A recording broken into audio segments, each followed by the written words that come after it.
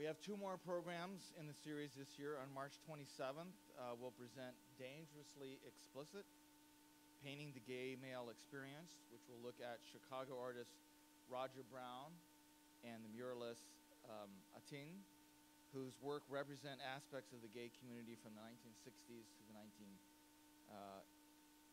1980s.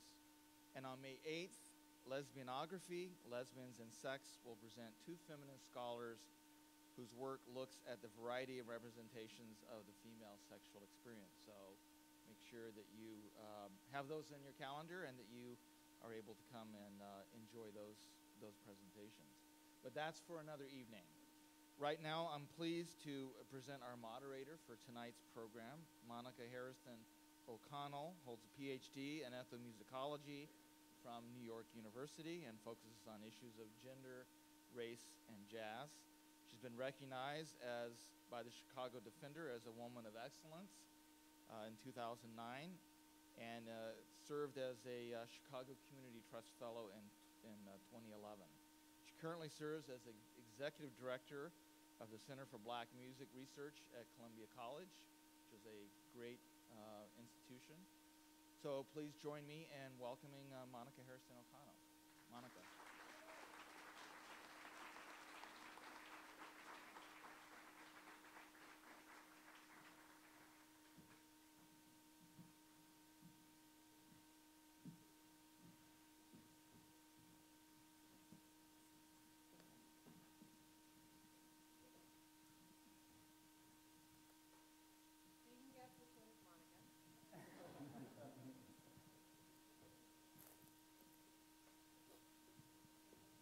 Good evening.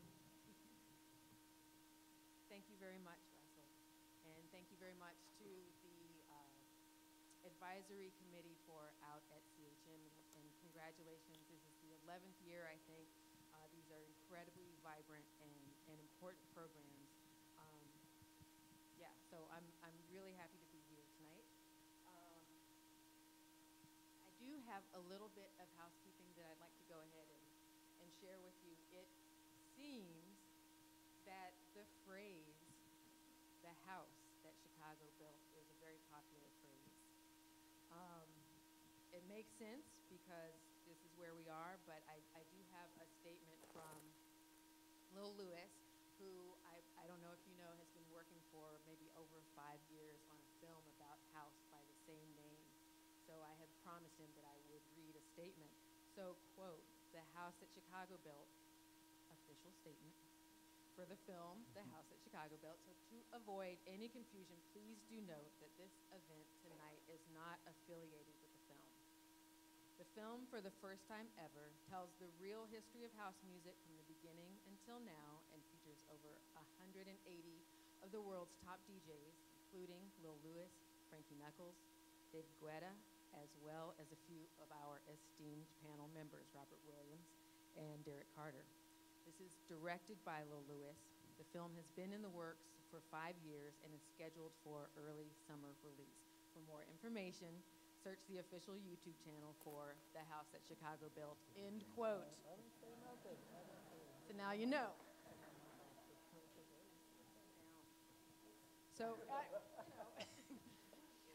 so as Russell mentioned, my name is Monica Hairston-Oconnell. I'm the Executive Director at the Center for Black Music Research. I do occasionally get asked to do things like this because I think it's assumed that I'm an expert on Black music writ large, but I'm actually a house music neophyte. I came up in Atlanta, and we don't know about house like y'all do. So I'm here.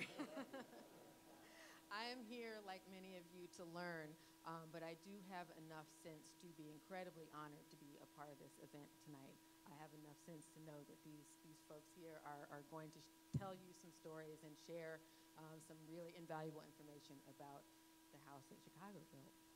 So I'd like to introduce them. Okay, let me just start, make it easy. I will start to my left and move down the line. I will start.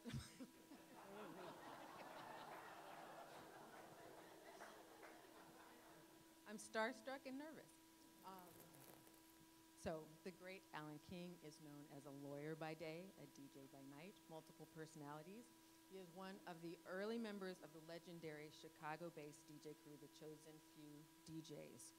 Okay, so this now consists of Alan, Wayne Williams, Jesse Saunders, Tony Hatchett, Terry Hunter, Andre Hatchett, and Mike Dunn. And I'm hoping that we will learn a little bit more about the Chosen Few and the picnic.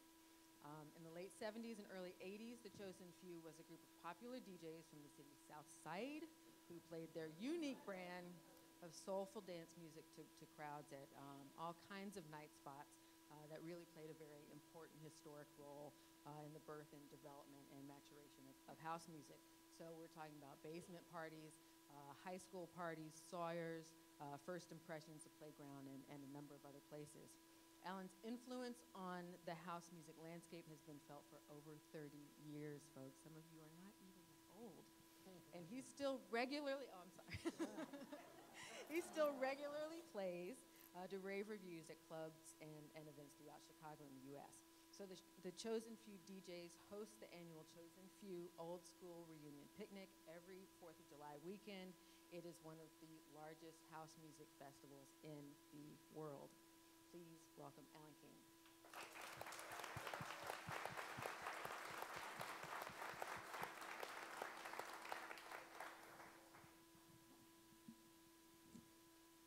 Sitting to Alan's left. Just keep going with it. All right. I would like to introduce Micah Salkind. He is a Providence, Rhode Island-based DJ, sound designer, and cultural historian who is interested in queer histories of technology and the social impacts of Afro-diasporic cultural production on local, national, and transnational economies. His scholarly research on house and the spatial diffusion of media artifacts such as 12-inch records and cassette tapes complements his writerly activism on behalf of local artists and art institutions. I have had the pleasure of getting to know Micah and his work through the Center for Black Music Research, and I can say personally that he is a very thoughtful and respectful scholar. I'm really glad that he's on this panel. Please welcome Micah Salkind.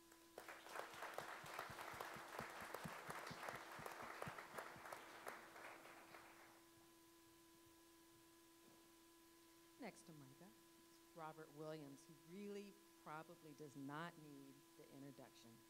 But basically, at every critical moment of house music's early development, Robert Williams has been there. He was the owner of the original warehouse. The end.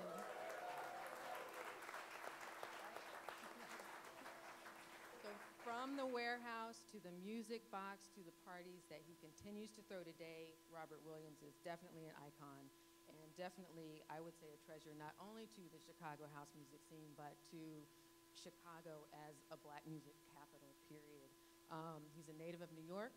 He came to Chicago. He's ours now in the hopes of finding, fun, good opportunities.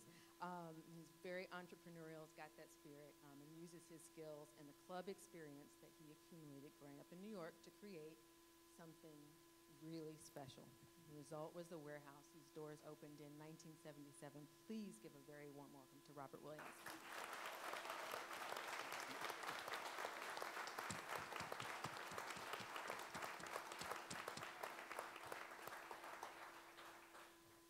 And last but definitely not least, Derrick Carter.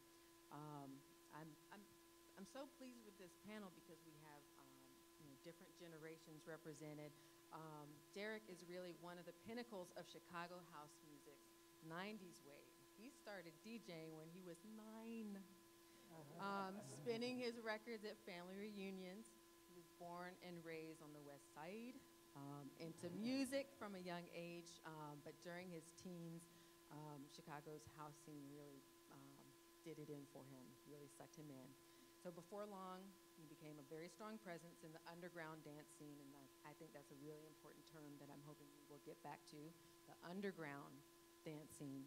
And he continues to work at he did work at dance music specialty stores like Gramophone and gigged at parties, and later landed regular DJ stints at Shelter, Foxy's, and the Smart Bar. So you don't spend so much locally anymore. but we have you here now tonight. Please give a warm welcome to Derrick Carter.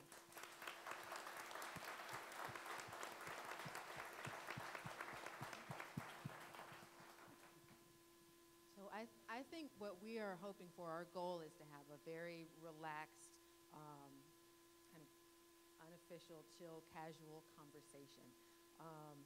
I do know that we want to start maybe with a few comments from Micah, and then we will just kind of get into our chat. Micah? Great. I'm going to assume that the lavalier works and that you all can hear me. Good evening, everyone. It's really a humbling honor and a pleasure to be here in conversation with, new and old colleagues and friends alike.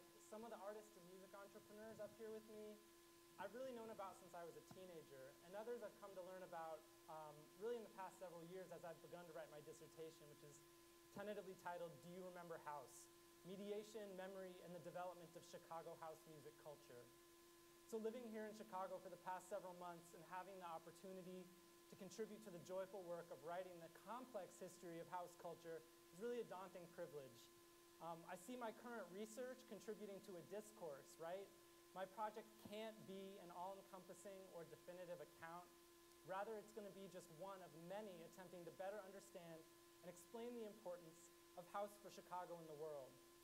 So other scholars and artists documenting and archiving house already include the Chosen Few Collective, who memorialize people every year at their picnic, Charles Matlock and Lauren Lowry at the Modern Dance Music Research and Archiving Foundation, independent scholar who's here, Jacob Arnold, Honey Pot Performance Collective and dance historian and choreographer Boogie McLaren. I'm not alone. I'm not the only one doing this work. Y'all have been doing it for years. So I just have the privilege of some different types of access, and that's really a pleasure for me. So I hope you'll seek out work by other folks and countless people who are thinking critically about house culture as local and global cultural heritage of value. So before we get into the themes, I just want to tell you a bit about myself. I'm interested in the ways that house functions as a living archive, one that remains a source of power and possibility for people who are told sometimes that their lives matter little. People who have been central actors in the creation stories of nearly all of America's globally circulating cultural traditions, from blues to jazz to rock, soul, and funk. My project reflects this concern with cultural justice, with attributing cultural traditions to the people whose lives give birth to them.